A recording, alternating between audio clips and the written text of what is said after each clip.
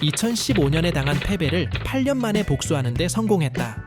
손흥민은 2015 아시안컵 호주와의 결승전에서 완성시키지 못했던 드라마를 완성시켰다. 한국을 이길 수밖에 없는 4가지 이유? 그런 것은 그냥 상상 속에서만 했어야 했다.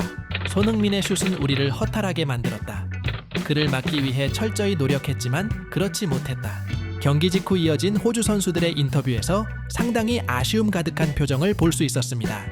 키가 2m에 달하는 장신 수비수 해리 수타의 인터뷰에서 한국의 화려한 공격진을 충분히 막을 수 있을 것이라고 생각했었고 실제 후반전 추가 시간 전까지 그렇게 생각했다. 비록 경기 후반에 압도적인 한국의 공격이 감행되었지만 우리는 잘 해내고 있었다고 생각했다. 하지만 안타깝게도 마지막 손흥민 선수에게 PK 반칙을 내어주게 되었다며 그것이 결국에는 역전패를 제공한 빌미가 되었기에 아쉬움을 감추지 못했습니다. 그러면서 경기 결과에 대해서 핑계는 없는 것이고 한국 선수들의 놀라운 집중력을 칭찬하는 말과 함께 아쉬운 기회를 놓쳤던 자국 선수들을 위로하는 말을 전했습니다. 호주의 골키퍼 매튜 라이언은 너무 고통스러운 패배라며 인터뷰 내내 아쉬운 감정을 내비쳤습니다. 마지막까지 버티기 위해 노력했지만 이런 식으로 추락하는 것이 매우 괴로운 일이라는 심정을 전했습니다. 사실 호주는 한국을 상대로 맞춤형 전략을 준비했는데요. 호주는 한국보다 무려 50시간이나 일찍 8강 진출을 확정지었고 당연히 한국이 사우디를 꺾고 8강에 오를 것이라고 생각, 한국이 16강전에 오르기 전부터 맞춤형 전략을 준비해왔습니다. 심지어 호주 언론에서는 2015년 아시안컵 때처럼 한국을 꺾고 4강에 진출할 것이고 우승까지 바라본다는 취지의 기사들을 많이 내보냈습니다. 그때도 손흥민이 한국 대표팀에서 뛰던 선수라며 손흥민에 대한 두려움도 없어 보였는데요. 호주 언론에서는 8강전에서 한국을 이길 수밖에 없는 이유 중 하나로 한국 선수들보다 약 50시간이나 더 회복할 수 있는 시간을 가졌고 한국이 사우디와 16강전을 치룰 때에도 호주에서는 한국을 상대로 전술을 준비하고 있었다며 호주 대표팀은 미리부터 한국을 대비해 놓는 중이었다는 이야기를 했던 것을 보면 확실히 이번 경기는 한국이 조금은 불리한 위치에서 싸웠다고 봐도 무방했습니다. 하지만 경기 내용은 전혀 그렇지 않았습니다. 경기 시작과 동시에 한국 대표팀은 전반전 내내 공격을 하는 입장이었고 호주는 두터운 수비로 한국의 공격을 막아야 했습니다.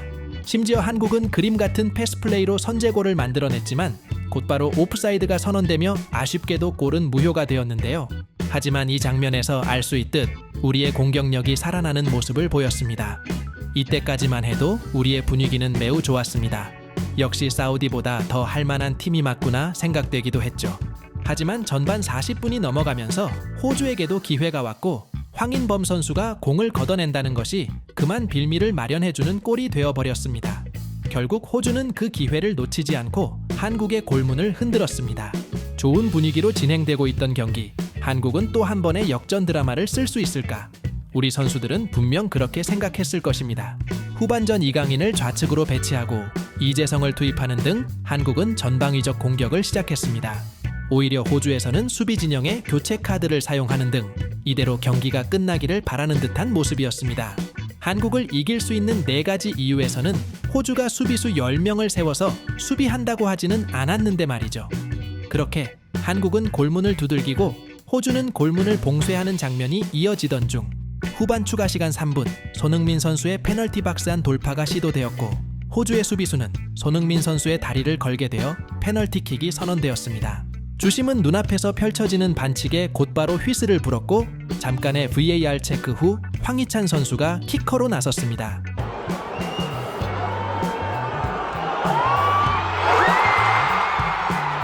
황희찬 선수는 강하게 킥을 했고 호주의 골키퍼가 방향을 예측했음에도 불구하고 도저히 막을 수 없는 슛이 되어버렸죠.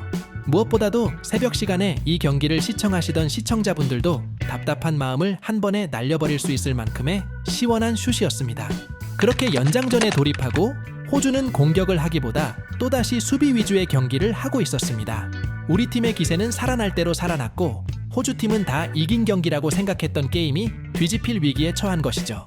이번에는 황희찬 선수가 박스 안으로 돌파하는 좋은 드리블을 선보였고 역시나 이번에도 호주 선수에게 반칙을 당하며 좋은 위치에서 프리킥을 얻어냈습니다. 손흥민 선수와 이강인 선수는 서로 대화를 주고받으며 누가 찰지에 대한 결정을 내렸고 그렇게 휘슬이 울렸습니다. 손흥민 선수가 침착하게 감아차며 호주의 골문을 갈랐습니다. 기적의 드라마 같은 역전골이 터져버렸고 드디어 한국이 2대1로 스코어를 리드하게 되었습니다. 역전골 이후에도 한국은 계속해서 공격을 이어나갔으며 오히려 3대1이 될 수도 있는 기회가 찾아오기도 했습니다. 아쉽게도 추가 득점은 없었고 그대로 한국의 승리로 경기는 끝마쳐졌습니다. 경기 직후 손흥민 선수는 바닥에 엎드려 눈물을 흘렸습니다. 2015년 때의 기억과 우리 선수들의 강한 투지에 감사한다는 마음을 갖지 않았을까요? 손흥민 선수의 눈물을 보며 같이 마음이 뭉클해지는 기분도 들었습니다. 우리는 이제 4강에서 다시 한번 요르단과 격돌합니다.